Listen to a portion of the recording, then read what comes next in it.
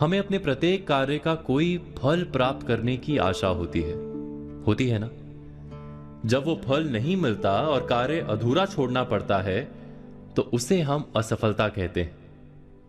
किंतु असफलता का वास्तव में अर्थ क्या है? हम सब ने कहानी सुनी है कि बार बार गिरने पर भी मकड़ी अपना जाला बुनने की मेहनत करती है, इसीलिए वो सफल होती है। किंतु मेहनत तो हम भी करते हैं, फिर भी कई बार हम असफल होते हैं। जरा विचार कीजिए, मकड़ी जब जाला बुनना आरंभ करती है तो क्या वो अपने लिए कोई समय मर्यादा बांधती है? यदि एक दिन में जाला बन ना पाए तो क्या निराश होकर जीवन का त्याग कर देती है? नहीं, मकड़ी समय के साथ शर्त नहीं लगाती। आरंभ किया हुआ कार्य जब तक पूर्ण नहीं होता तब तक वो प्रयास करती रहती है। इसी कारण से मकड़ी कभी असफल नहीं होती। विचार कीजिए, केवल 10 कदम में पर्वत की चोटी पर पहुंचने की शर्त लगा लें तो हम अवश्य 11वें कदम पर स्वयं को असफल मानेंगे ना? किंतु हम केवल चलते रहने का निर्णय करें तो पर्वत की चोटी पर देर अबेर अवश्य पहुंच जाएंगे। पर्वत लांघने में सफलता तो अंतिम कदम पर ही मिलती है, उससे पहले के प्रत्येक कदम असफल ही होते हैं। जीवन तो वास्तव में ध्येय की ओर चलने का नाम है। कार्य करते रहने की धीरज जिसमें होती है उसे कार्य से लाभ अवश्य मिलता है। अर्थात हृदय में धीरज का ना होना ही असफलता है, और कोई असफलता नहीं है जीवन में। हम अपनी कल्पना से कोई योजना बनाते हैं, वो योजना वाकई बहुत काम की होती है, उसे हम बहुत उत्साह से आरंभ करते हैं, लेकिन उस पर थोड़ा सा काम करके हम अचानक उसको विराम दे देते हैं। ऐसी अनेक आधी अधूरी योजनाएं आपके पास भी होंगी जिन्हें आपने पूरे जोर शोर के साथ आरंभ तो किया, लेकिन उसे उसके परिणाम तक नहीं पहुंचाया, और पूरी कल्पना, पूरी योजना एक नाकाम सोच के रूप में सामने आती है। आपने कभी विचार किया है कि ऐसा क्यों होता है? ऐसा मात्र कार्य में संकल्प शक्ति के अभाव के कारण होता है। हम कार्य आरंभ करते समय अपनी संकल्प शक्ति पर विचार नहीं करते। भावुकता के साथ काम का आरंभ तो कर लेते हैं, लेकिन उसको निरंतर संचालित करने की क्षमता पर विचार नहीं करते। यही नहीं, हम उस काम में अपनी रुचि, दक्षता और कौशल्य पर भी विचार नहीं करते। बस कल्पना अच्छी लगती है और हम उस काम को करने का निर्णय कर लेते हैं। ऐसा जब जब और जहां जहां होगा, कार्य अधूरा छूटेगा ही, क्योंकि कार्य वही पूर्ण होता है जहां कौशल्य पूर्ण लगन, तब पूर्ण रुचि और संकल्प शक्ति का सही मेल हो। जहां भी इन तीन या इनमें से किसी एक का भी अभाव होगा तो वो योजना कितनी भी बढ़िया, कितनी भी लाभप्रद हो, परिणाम कुछ नहीं निकलेगा। ठीक वैसे ही जैसे किसी रोग को दूर करने के लिए सही परहेज, उचित आराम और सही दवाइयों की आवश्यकता होती है। आगे से किसी भी कार्य के आरंभ के पहले अपनी संकल्प शक्ति, लगन और रुचि पर अवश्य विचार कीजिएगा। आप निश्चय ही हर काम में सफल होंगे। आधी अधूरी योजनाएं कभी आपके हिस्से में नहीं आएंगी। इस मंत्र को आजमाइएगा जरूर। जैसे मान लीजिए कि हमारा पड़ोसी लाखों रुपए महीने कमाता है। वो अक्सर नए नए ढंग के फोन और महंगी गाड़ियां लेकर आता है। हम उसके बराबर की आमदनी नहीं करते, लेकिन हमारे मन में उसे ये दिखाने की लालसा जागती है कि हम तुमसे कम नहीं हैं। हम उसकी तरह की घड़ियां और फोन खरीदने निकल पड़ते हैं। हम कभी नहीं सोचते कि जाने अनजाने हमें दिखावे या आडंबर की महाघातक बीमारी ने चपेट में ले लिया है। क्या आपने कभी इस दिखावे के बारे में सोचा है? ये दिखावा और कुछ नहीं, एक मानसिक बीमारी है। हमने अक्सर समझदार लोगों को इसके फंदे में पड़ते पाया है। ये और कुछ नहीं करती, बस इतना ही करती है कि आपसे विवेचना और समझ की शक्ति छीन लेती है और एक ऐसी अंधी दौड़ में कूद जाने के लिए तैयार कर देती है जिसका कोई सार्थक अंत नहीं दिखता। मैं एक उदाहरण देता हूं।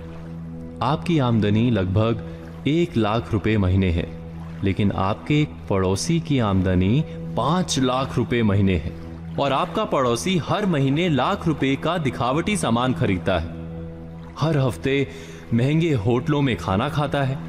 आप बिना विचार किए देखा देखी या आडंबर के जाल में आकर अपने पड़ोसी की राह चल निकलते हैं। उनकी नकल में आप यहीं नहीं रुकते, बल्कि साधारण तरीके से रेल की यात्रा ना करके हवाई यात्रा करने लगते हैं। आप अपनी आमदनी और अपने खर्च के अनुपात को भूलकर केवल पड़ोसी के खर्च की प्रतियोगिता पर उतर आते हैं और आडंबर को ध्यान में रखते हैं। आप वैसे ही जीना चाहते हैं जैसे पड़ोसी या संबंधी जीते हैं। महीने 2 महीने या 3 महीने के बाद होने वाली आपकी उलझन का हर कोई सरलता से अंदाजा लगा सकता है। ऐसा नहीं कि आप दिखावे की इस जंजाल से बच नहीं सकते। बस पड़ोसी या संबंधी क्या खरीद रहे हैं, इस पर ध्यान देने के स्थान पर आप इस पर ध्यान दें कि उनकी खरीद के पीछे कितना उनका धन बल है और कितना आडंबर। एक बार अगर आपने सरल गणित को समझ लिया तो जीवन में आप कभी भी किसी तरह के आडंबर के खेल में नहीं फंसेंगे। अक्सर लोग अपने आसपास की स्थितियों से असंतुष्ट होते हैं। लोगों को घट रही घटनाओं से बहुत सारी शिकायतें रहती हैं। जिसे देखो वही कहता मिल जाएगा कि ना जाने ये सब क्या हो रहा है। किसी का भी इस तरह व्यथित होकर प्रतिक्रिया देना और कुछ नहीं, उसके नजरिए यानी दृष्टि के कारण है। यानी समस्या दृश्य में जितनी नहीं उससे अधिक दृष्टि की है। वास्तव में ये हम पर निर्भर करता है कि हम अपने समय और समाज की स्थिति को किस तरह से देखते हैं। हमारा नजरिया ही हमारे लिए संसार को देखने और समझने का एकमात्र उपाय होता है। कोई भी घटना हमें उतनी ही प्रिय और अप्रिय लगती है जितनी कि हमारी दृष्टि उसे हमें समझाती है। आपने कभी आकाश में उड़ते बादलों में बनने वाली आकृतियों को देखा है? उनमें जो भी आकृतियां बनती हैं उसे हम अपने नजरिए से ही परिभाषित कर पाते हैं। एक ही समय में वो एक बादल का टुकड़ा किसी को शेर और किसी को खरगोश दिखता है। कैसे? ये केवल नजरिए के कारण है। दृष्टि के इस मर्म को हम एक कहानी के द्वारा समझने की कोशिश करते हैं। किसी आश्रम में एक गुरुजी अपने 2 प्रिय शिष्यों के साथ रहते थे। एक दिन गुरुजी ने अपने दोनों शिष्यों से पूछा कि ये संसार कैसा है, अपने दृष्टिकोण से बताओ। पहला शिष्य बोला, ये दुनिया बहुत बुरी है। जितनी देर की रात होती है उतनी ही देर का दिन। कैसा संसार है, उजले दिन के पीछे काली अंधेरी रात आती ही रहती है। अंधेरी रात को नष्ट करके केवल दिन दिन ही रहना चाहिए, बस केवल उजाला रहे। पहले शिष्य के बाद दूसरे शिष्य ने संसार को लेकर अपना नजरिया गुरुजी के सामने रखा। हर काली रात के बाद एक महाप्रकाशित दिन आरंभ होता है गुरुजी। सूर्य देव संसार को हर दिन नई ज्योति से भर देते हैं। लोग अपने अपने काम पर निकलते हैं। किसान हो, यात्री हो या पक्षी, सब अपने कर्म करते हैं। फिर थक कर आराम करने का समय हो जाता है। शाम घिरने लगती है तो हम सूर्य को विदा कर दीपक जलाते हैं और रात में भी उजाला कर लेते हैं। आसमान चमकीले तारों से भर जाता है। चंद्रमा का उदय होता है। रात के साथ दिन का क्रम बना रहना बहुत आवश्यक है, अन्यथा हम प्रकाश का महत्व कैसे समझ पाएंगे। गुरुदेव ने दोनों के नजरिए को समझा। संसार वही एक है। हम इसे कैसे देखते हैं उस पर निर्भर करता है। जो अंधकार को अधिक देखेगा उसे अंधकार अधिक दिखेगा। जो प्रकाश को महत्व देगा उसे प्रकाश अधिक दिखेगा। इसीलिए दृश्य नहीं, दृष्टि को बदलने या सुधारने की आवश्यकता है। जीवन में भय किसने नहीं देखा? मृत्यु का भय, अपनों के चले जाने का भय, असफलता का भय, हिंसा का भय। हम जानते हैं कि इस भय या डर के कारण हमारी मति मारी जाती है, बुद्धि चकरा जाती है, हम उचित निर्णय नहीं कर पाते और अंत में जिस बात का डर होता है हम स्वयं उसे सच कर देते हैं। हम जीवन भर भय या डर से लड़ते रहते हैं, किंतु भय से छूटने का कोई उपाय नहीं मिलता। किंतु क्या हमने डर के विषय में विचार किया है? डर वास्तव में क्या है? जिस बात का हमें डर होता है, क्या वास्तव में वही डर का कारण होता है, या डर हमारे मन का भाव मात्र है जिसका वास्तविकता के साथ कोई संबंध नहीं? डर सदा ही भविष्य से लगता है, भविष्य में कुछ अनुचित या अघटित ना हो जाए, जीवन का स्वरूप कहीं बिगड़ ना जाए, यही होता है ना डर। और भविष्य तो सदा ही अनजान रहता है, इसलिए हम कभी वास्तव में डर से छूट ही नहीं पाते, कभी निर्भय हो ही नहीं पाते। भय हमारे अज्ञान का परिणाम है, क्या ये सच नहीं? गहराई से विचार करने पर हम तुरंत ही जान पाएंगे कि हम जिस अघटित या अनुचित की चिंता में रहते हैं, वैसा हमेशा तो होता ही नहीं। भविष्य का क्रम तो हमारे डर से अनजान अपने मार्ग पर चलता रहता है। भय के कारण भविष्य नहीं बदलता, केवल हमारा मन रोग से भर जाता है। किंतु हमारा मन यदि स्वस्थ रहे, हृदय यदि स्थिर रह पाए, तो हम संकट को पराजित कर सकते हैं और जीने का सुख प्राप्त कर सकते हैं। भयभीत मन सुख मिलने पर भी भोग नहीं सकता।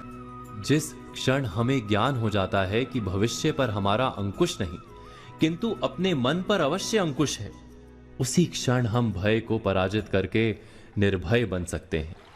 केवल इतना ही ज्ञान आवश्यक है कि भय किसी परिस्थिति का नाम नहीं, हमारी मनस्थिति का नाम है। मन की दृष्टि में परिवर्तन करने से हम निर्भय हो जाते हैं।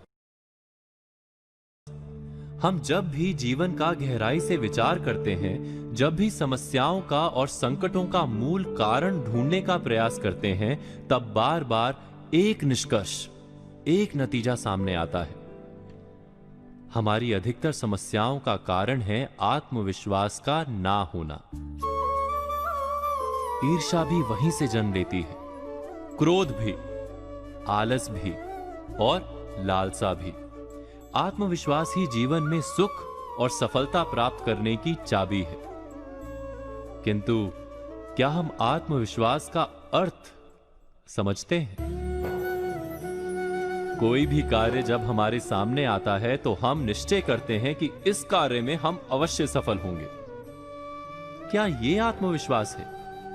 हमारे सिवा अन्य कोई सफल हो ही नहीं सकता, ऐसा भी हम मान लेते हैं। क्या यह आत्मविश्वास है? आत्मविश्वास क्या अहंकार का ही रूप है? किंतु अहंकार तो सदा संघर्ष को जन्म देता है। तो क्या आत्मविश्वास संघर्ष का कारण है?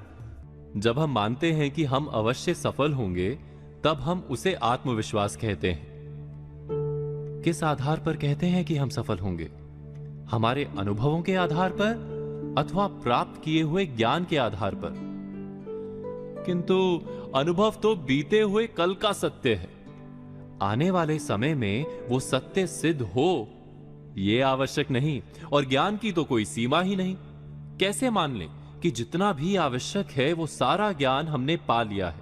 अर्थात आत्मविश्वास का आधार यदि अनुभव या ज्ञान है, तो वो आधार मिथ्या है। आत्मविश्वास का आधार यह भी नहीं हो सकता कि दूसरों के पास शक्ति कम है। हम सबसे अधिक शक्तिमान हैं, ये अहंकार है, आत्मविश्वास नहीं। और अहंकार तो अवश्य ही टूटता है। संसार ने बार बार यह सिद्ध किया है कि हमसे अधिक शक्तिमान व्यक्ति आते ही रहते हैं। विचार कीजिए, कितनी बार हमने ऐसा कुछ कहा है जो हमें नहीं कहना चाहिए था। कितनी बार हमने बिना परिणाम का विचार किए क्रोध किया है। कितनी बार ऐसा हुआ है कि जिसे कल मित्र मानते थे, वो आज शत्रु दिखाई देता है। यदि हम वास्तव में स्वयं को जानते हैं, तो हमारे निर्णय बदल क्यों जाते हैं? तो क्या है आत्मविश्वास? प्रतिदिन आईने में मुख देखते हैं, वो हमारा है। किंतु उस मुख के पीछे जो मन है, उसका हमें कोई परिचय नहीं। गहराई से विचार करेंगे तो तुरंत आप जान पाएंगे कि आप तो वास्तव में दूसरों की दी हुई धारणाओं का मेल मात्र ही हैं। हम सदा वैसे ही जीते हैं और वैसा ही सोचते हैं जैसा समाज ने हमें सिखाया है। हमें वास्तव में स्वयं के विचारों का परिचय ही नहीं। आत्म अर्थात स्वयं को हम जानते ही नहीं। यही कारण है कि हमारे पास अहंकार तो है, पर आत्मविश्वास नहीं। वास्तव में आत्मविश्वास और कुछ भी नहीं, स्वयं का अपने मन और अपनी बुद्धि से परिचय करने का नाम है। विचार अवश्य कीजिएगा। हम सभी को अपने जीवन में कभी ना कभी निराशा मिलती है, असफलता मिलती है, और अधिकतर लोग इसके पश्चात भाग्य का रोना लेकर बैठ जाते हैं। कुछ कहते हैं कि जिस स्थान पर मैं हूं उससे कई ऊंचे स्थान पर होने के योग्य था, परंतु नहीं जा पाया। किसी को पीड़ा है कि उसे जो मिलना चाहिए था वो उसे नहीं मिला। भाग्य ही बुरा था। भाग्य क्या होता है? भाग्य वन में खिला पुष्प देवताओं को चढ़ाया जाएगा, या किसी सुंदरी की वेणी में वो सजेगा, या फिर उसे कुचल कर उत्पाद बना दिया जाएगा। ये सब एक पुष्प के नियंत्रण में नहीं होता, परंतु जब तक उस पुष्प का अस्तित्व है, सुगंध बिखेरना उसके वश में अवश्य है। परंतु भाग्य हमारे वश में नहीं, और जो हमारे वश में नहीं उसके लिए दुखी होने से क्या होगा? कर्म पर वश है, वो कीजिए और धीरे धीरे भाग्य आपके वश में आ जाएगा, क्योंकि कर्म ही प्रधान है। जीवन में सभी केवल सफल होना चाहते हैं, केवल विजय चाहते हैं। कोई भी पराजित नहीं होना चाहता, कोई भी असफल नहीं होना चाहता, कोई भी नहीं चाहता कि उसके प्रयास व्यर्थ जाए।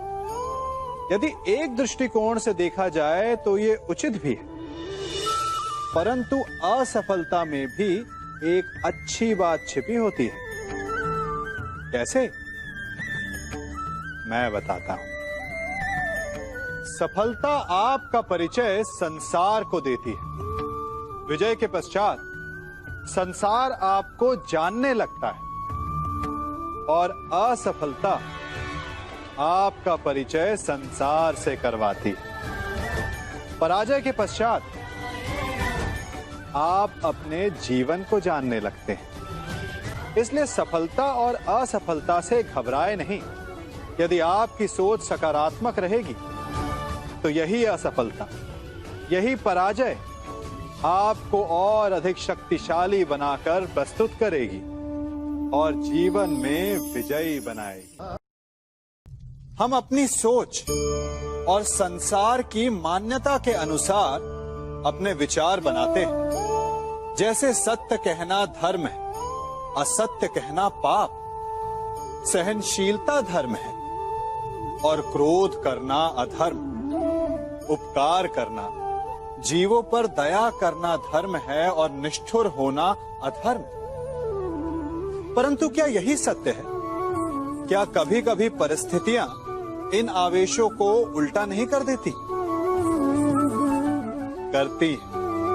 यदि इस संसार में कुछ धर्म है, कुछ पुण्य है, कुछ महान है, तो परिस्थिति के अनुसार चलना। जटायु स्मरण है आप सबको, वो जिन्होंने रावण पर क्रोध किया था, उस पर आक्रमण किया था। उस समय जटायु का क्रोध पाप नहीं था, धर्म था। इसीलिए अंत में उन्हें भगवान राम की गोद मिली। और कुछ ऐसे भी होते हैं जो धर्म को सहनशीलता समझकर हर अन्याय को सहते हैं और अंत में वो बाणों की शैया पाते हैं। यदि कोई पशु या व्यक्ति अकारण आक्रमण करके किसी निर्दोष के प्राण लेने की चेष्टा करे तो उसके रक्षा हेतु उसका वध कर देना पाप नहीं, समय की मांग है। क्योंकि आक्रमण भी आत्मरक्षण ही है। यदि किसी दुष्ट की सहायता करने से सामान्य मनुष्य को कष्ट पहुंचे, पीड़ा पहुंचे, तो उसे सहायता ना देना ही धर्म है। अकारण क्रोध अस्वीकार्य है, परंतु यदि क्रोध से कुछ शुभ हो, पाप बाहुभीत हो, तो क्रोध और दंड भी धर्म ही है। कभी कभी हमें लगता है कि हमारे अपने, हमारे हितैषी, हमारे माता पिता को हमारे मन की बात ही नहीं समझ आ रही, जैसे उन्हें हमारे हर कार्य में, हर निर्णय में खोट दिखाई दे रहा हो। और ऐसे में हम कर बैठते हैं विद्रोह। ऐसी अवस्था में हमें वही अच्छा लगने लगता है जो हमारी मन की बातों का समर्थन करे। हम उसे ही अपना हितैषी समझ लेते हैं। परंतु जो आपसे मीठी बातें कर रहा हो वो आपका हितैषी है, ये आवश्यक नहीं। कुछ विषैले फूल बड़े सुंदर दिखते हैं, कुछ विषैले फल असाधारण रूप से बड़े स्वादिष्ट होते हैं। और ये भी आवश्यक नहीं कि हमारे रोगों का निदान करने वाली औषधि सदा मीठी हो। इसलिए विष और औषधि में अंतर को परखने का प्रयास करें। हो सकता है जो आपके हित की बात कर रहा हो वो आपको संकट के गर्त में ले जा रहा हो। बात बात पर आवेश में ना आए। हो सकता है कि आपके माता पिता की कड़वी बातों में आपका ही हित छिपा हो। और माता पिता को भी प्रयास करना चाहिए कि यदि उनकी संतान अनुचित निर्णय ले रही है तो उसके अनुचित होने का भान प्रेम से करवाएं, दबाव और शासन से नहीं। क्योंकि कभी कभी कटु शब्द और कटु वचन अनुचित निर्णय को और पक्का कर देता है। इस बांसुरी को देख रहे हैं आप? इसकी मधुर धुन सुनकर हर कोई मुग्ध हो जाता है, परंतु इसकी उस पीड़ा को कोई नहीं समझ सकता जो इसने बांस से बांसुरी बनने में पाई है। पीड़ा सहकर ही इसमें से सुर निकलते हैं जो मन को शांति देते हैं। इसी प्रकार पत्थर से प्रतिमा को देव रूप बनने में छेनी और हथौड़ी की मार सहनी पड़ती है, तभी उसकी पूजा होती है। बात यह है कि निर्माण के लिए स्वयं के टूटने का विज्ञान बहुत ही आवश्यक है। जब टूटकर चूर हो जाओगे तभी नया अस्तित्व पाओगे। अर्थात शक्ति पाने से पूर्व पीड़ा का भोग करना आवश्यक है। यदि पीड़ा से भागोगे तो शक्ति नहीं पाओगे। अभी आप पर निर्भर करता है कि आपको बांस बनकर रहना है या बांसुरी, पत्थर बनकर रहना है या प्रतिमा के रूप में सजना है। ये निर्णय आपका है। जीवन एक द्वंद्व नहीं, एक महासंग्राम है जो जीवन भर चलता है। और इस युद्ध में विजय वही प्राप्त करते हैं जो कठिनाइयों से लड़ते हैं, जो गिरने के पश्चात भी उठने का साहस रखते हैं। जब एक पक्षी अपने घोंसले की नींव का पहला तिनका रखता है तो वो तिनका हवा से कई बार उड़ जाता है। यदि वो पक्षी हवा से हार माने, यदि वो पक्षी घोंसले की नींव रखने का साहस छोड़ दे, तो वो अपने जीवन में कभी भी नींव का निर्माण नहीं कर पाएगा। यदि नई नींव का निर्माण करना है, नई सृष्टि का आवाहन करना है, तो बार बार प्रयत्न करने की आवश्यकता पड़ती है। जब सूर्य ढलता है तो प्रकाश का अंत नहीं होता। अगले दिन सूर्य फिर से जगता है और अंधकार पर विजय प्राप्त करता है। जो थकते नहीं, जो गिरने के पश्चात फिर से उठते हैं, जो बार बार प्रयत्न करते हैं, विजय उन्हें ही मिलती है। देख रहे हैं इसे? ये रेत है। कहा जाता है कि इसे आप मुट्ठी में बंद करके नहीं रख सकते। क्यों? क्या इसका स्वभाव ही ऐसा है, या हमारे हाथों में इतनी सक्षम शक्ति नहीं कि इसे मुट्ठी में बंद करके रख सके, या फिर इसका स्वरूप ही ऐसा है कि ये फिसल ही जाएगी। कदाचित इसीलिए कहा जाता है कि आप रेत को मुट्ठी में बंद करके नहीं रख सकते। परंतु मैं आपसे कहता हूं कि आप रेत को मुट्ठी में बंद करके रख सकते हैं। कैसे? इसका उत्तर है, यदि आपके हाथों में पसीना हो तो आप रेत को अपनी मुट्ठी में जकड़ सकते हो। और पसीना कैसे आता है? परिश्रम से, प्रयास से। तो यदि आप परिश्रम से निकले पसीने से आप रेत को मुट्ठी में बंद कर सकते हो, तो ऐसा क्या है जो आप जीवन में परिश्रम से पा नहीं सकते?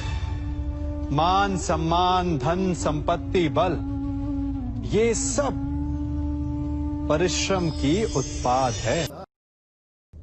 आप सब ने अपने जीवन में एक कहावत तो सुनी ही होगी कि एक चुप 100 को हराए। सुनी है ना? और इसीलिए कई बार हम जीवन में चुप रहते हैं, मौन रह जाते हैं, क्योंकि ये सत्य है कि एक मूर्ख के लिए मौन रहने से अधिक श्रेयस्कर उत्तर और कुछ भी नहीं हो सकता। परंतु क्या जीवन में सदैव मौन रहना, सदैव चुप रहना क्या उचित होता है?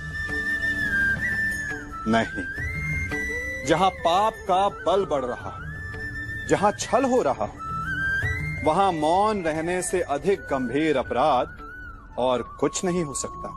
मौन रहकर कदाचित आप समस्या से बच जाएं, परंतु आप संसार को समस्याओं में उलझा देते हैं। इतिहास साक्षी है कि पापियों के उद्दंडता ने संसार को इतनी हानि नहीं पहुंचाई जितना कि सज्जनों के मौन ने पहुंचाई। यदि कोई मूर्ख बोल रहा है तो मौन रहना उचित है, परंतु यदि कहीं अपराध हो रहा है, छल हो रहा है, तो उठिए और विरोध कीजिए, क्योंकि आप भले ही ना से, परंतु आपकी आने वाली पीढ़ी इस पाप के दंड को अवश्य सहेगी। सम्मान। मनुष्य के जीवन में सम्मान का बहुत अधिक महत्व है। वो उसे अपने हृदय, अपने मन से जोड़कर रखता है। कदाचित इसीलिए हम शत्रु के सम्मान पर चोट पहुंचाते हैं ताकि उसे पीड़ा पहुंचाई जा सके। परंतु ऐसा करने से सावधान रहे मित्रों। शरीर पर लगी चोट मनुष्य भुला सकता है, परंतु उसके सम्मान को लगी चोट उसे जीवन भर पीड़ा देती है। और स्त्री के मान सम्मान पर लगी चोट उसे उस सीमा तक ले जाती है जहां उसे केवल प्रतिशोध दिखाई देता है। यदि अपने शत्रुओं को जीतना है तो प्रेम से जीतिए, अपने कर्मों से जीतिए। उन्हें अनुभव करवाइए कि उनसे भूल हुई है। किसी के सम्मान को ऐसी चोट ना पहुंचाइए कि वो आपका नाश करने पर उतर आए। स्मरण रखिए, किसी का अपमान करके आपके हृदय को कदाचित थोड़ा संतोष आ जाए, परंतु उस अपमान से आप कई हृदयों को आघात पहुंचाते हैं और अपने लिए एक शत्रु और बढ़ा लेते हैं। जीवन में सफल कौन नहीं होना चाहता? पद में, प्रतिष्ठा में आकाश जैसी ऊंचाई किसे नहीं चाहिए? स्थिरता में भूमि जैसी दृढ़ता किसे नहीं चाहिए? सभी को चाहिए। परंतु सफलता का पुष्प अपने साथ अहंकार का कांटा भी लाता है। सफलता आपको आनंद देती है, उपलब्धि आपको गर्व देती है, और फिर यही आनंद धीरे धीरे अहंकार में परिवर्तित हो जाता है, फिर अतिक्रमण में और अंततः अन्याय में। और यहीं से सफलता का नाश प्रारंभ हो जाता है। यदि आप चाहते हैं कि आपकी सफलता लोगों की दृष्टि में सम्मान बनकर रहे, लोगों के मन में शूल बनकर नहीं, तो ये आप वृक्ष से सीखिए। फलों से लदने के पश्चात वो झुक जाता है। उसी प्रकार सफलता मिलने पर विनम्रता अधिक आवश्यक है। और जीवन में अधिक सफलता पाने के लिए या पाने पर और अधिक विनम्र हो जाना चाहिए। आज आपसे एक पहेली पूछता हूं कि संसार में सबसे अनमोल क्या है? आप में से कुछ कहेंगे स्वर्ण, कुछ कहेंगे मोती, कुछ कहेंगे हीरा। तो इसमें पहेली क्या हुई? पहेली ये है कि जो संसार में सबसे अनमोल है वही संसार में सबसे सस्ता भी है। वो हर पल मरता भी है और सदा जीवित भी रहता है। वो सबसे बड़ा शत्रु भी है और सबसे बड़ा मित्र भी। बूझिए क्या है वो? मैं बताता हूं। वो है समय। यदि आप हर पल का सदुपयोग करेंगे तो वो सबसे अनमोल है। दुरुपयोग करेंगे या व्यर्थ करेंगे तो वो सबसे सस्ता है, क्योंकि इसे खरीदने के लिए कोई मुद्रा की आवश्यकता नहीं होती। व्यर्थ करेंगे तो हर पल मरता है, परंतु हम सब के मर जाने के पश्चात भी यही है जो जीवित भी रहेगा। यही है जो यदि आपके साथ है तो आपका सबसे बड़ा मित्र है, और यही यदि आपके विरुद्ध है तो आपका सबसे बड़ा शत्रु। अब ये आप पर निर्भर करता है कि आप इसका उपयोग कैसे करते हैं। आप इसे अनमोल बनाते हैं या इसे यूं ही नष्ट करते हैं? इसे मित्र बनाते हैं या शत्रु? इसे हर पल जीते हैं या हर पल मारते हैं? ध्यान रहे, समय से बड़ा धन और कोई नहीं, और इसका आभास मनुष्य को तब होता है जब उसका अंतिम समय निकट आ जाए। एक ना एक बार हर युवा के जीवन में एक ऐसा समय आता है जब उसे लगता है कि उसके माता पिता उसके साथ बहुत कठोर हो रहे। मैं आपसे पूछता हूं, क्या आपने कभी कुम्हार को मटकी बनाते हुए देखा है? वो गीली माटी से मटके को चाक पर आकार देता है, और वास्तविक आकार वो मटकी को तब देता है जब वो लकड़ी के संभल से मटके को बाहर से पीटता है। हम सभी उस कुम्हार को मटके को पीटते हुए देखते हैं, परंतु उस कुम्हार के उस हाथ को नहीं देखते जो मटके को भीतर से बाहर की मार से सहारा दे रहा है। हमारे माता पिता भी ऐसे ही होते हैं। अपनी संतान के भले के लिए, उसके भविष्य को आकार देने के लिए कभी कभी वो कठोरता को भी अपनाते हैं। आप केवल उनकी कठोरता को मत देखिए, उस संभल को भी देखिए जिसने आपको भीतर तक से संभाल कर रखा है।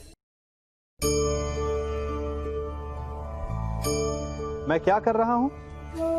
मैं इस पौधे को सींच रहा हूं। आप भी ये कार्य प्रतिदिन करते हो। जब इस पौधे को जल देंगे तभी ये फलवित होगा, इसमें से फूल निकलेंगे, इसकी सुंदरता बढ़ेगी। परंतु प्रतिदिन ये कार्य करने के पश्चात भी हम इससे एक महत्वपूर्ण सीख लेना भूल जाते हैं। हम कभी पौधों के पत्तों पर, उनकी डालियों पर, उनके फूलों और फलों पर जलधारा नहीं डालते, उन्हें धोते नहीं, परंतु फिर भी वो पनपते हैं। यदि जल जड़ में जाए वही सफलता का मूल है।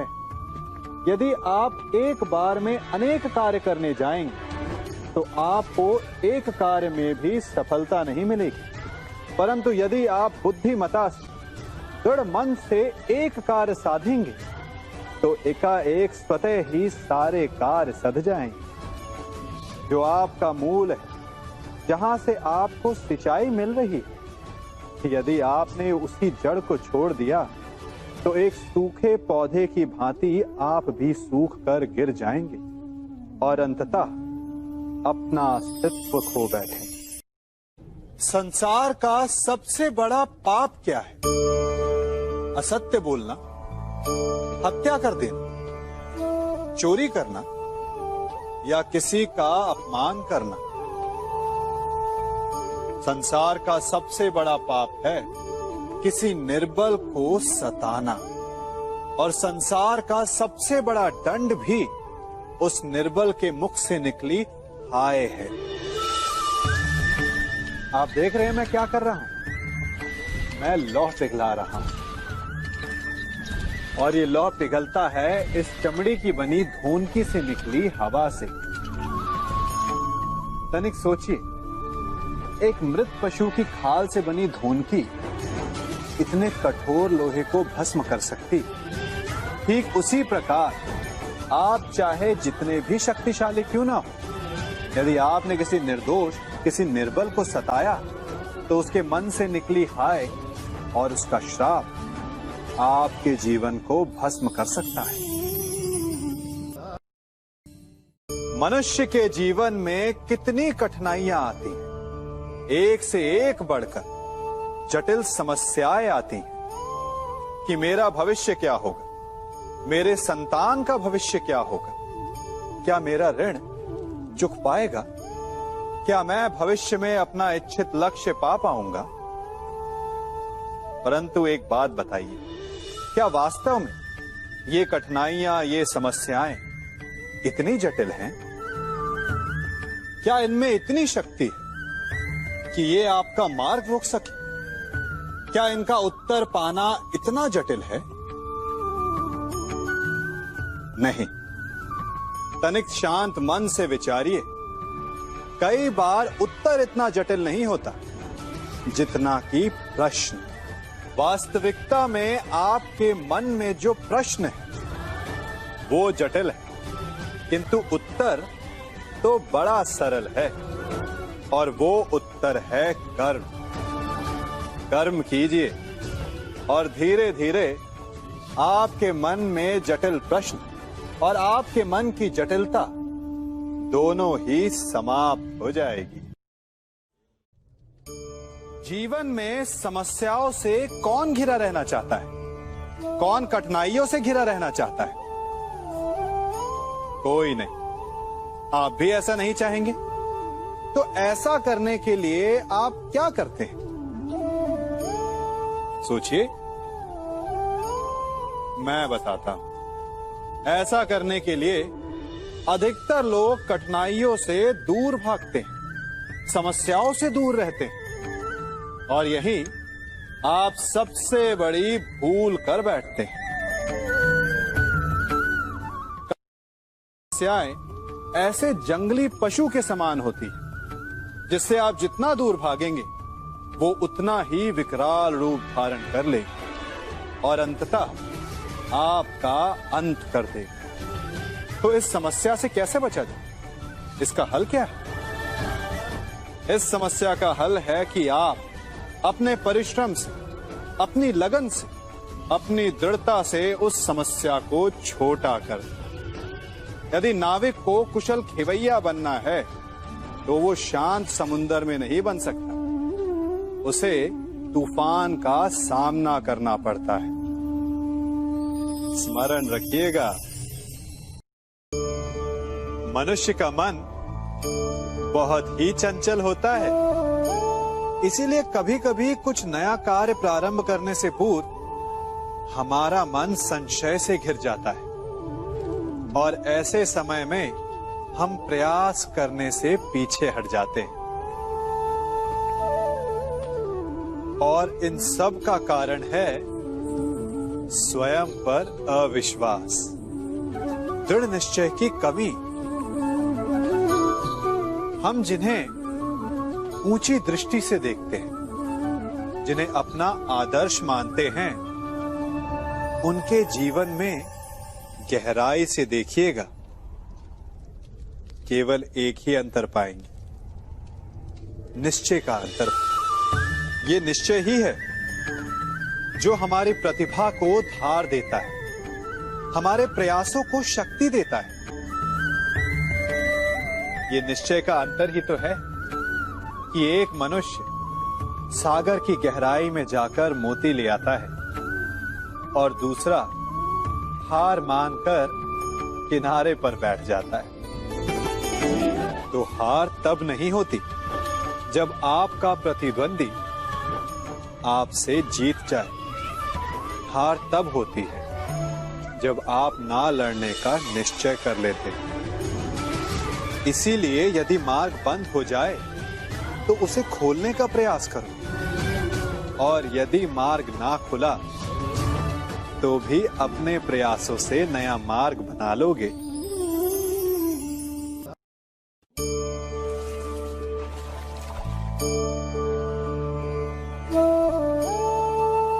यदि जल को मुट्ठी में कसकर बांधें तो जल कैसे अपना मार्ग बनाकर निकल जाता है?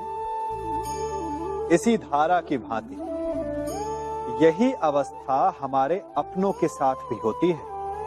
अधिकतर हम जिनसे प्रेम करते हैं, हम सदा उन्हें अपने समीप रखना चाहते हैं, स्वयं से दूर नहीं होने देना चाहते।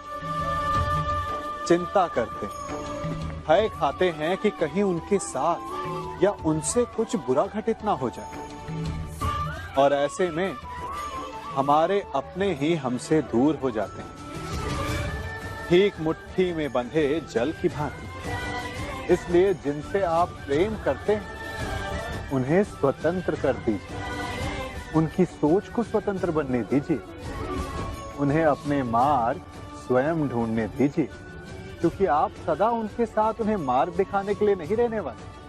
इसलिए अपनों के साथ अवश्य रहें, परंतु उन्हें बांधे नहीं। सागर तो आप सभी ने देखा होगा, बाहर से कितना उन्मुक्त और भीतर से कितना शांत। उसकी बलशाली लहरों को देखकर ऐसा लगता है कि मानो वो सब कुछ चूर चूर कर देगी, परंतु उसके गर्भ में ना जाने कितने अनदेखे अनजान जीव पलते हैं। उसके भीतर मोती मुक्ता जन्म लेता है। सागर एक है, परंतु उस सागर को लेकर के हमारी प्रकृति भिन्न भिन्न होती है। कोई उसमें तैरता है तो कोई उसकी लहरों का आस्वादन करता है, कोई उसमें अपने पांव भिगोता है तो कोई उसके भीतर जाकर मोती मुक्ता बाहर ले आता है, तो कोई तट पर बैठकर सागर की लहरों को निहारता है, कोई उसमें जीवन का आरंभ देखता है तो कोई उसमें अपने जीवन का अंत देखता है। सागर एक है, परंतु हमारी प्रकृति के अनुसार सागर की प्रकृति भी बदल जाती है। इसी प्रकार जीवन है सबके लिए समान, परंतु उस जीवन में आपको प्रसन्नता देखनी है, प्रसन्नता पानी है, या आपको पाना है अवसाद, ये आप पर निर्भर करता है। मनुष्य का मन स्वभाव से ही चंचल होता है। अब बालकों को देखो, माता पिता कहेंगे कि नदी के पास मत जाना, वन में मत खेलना,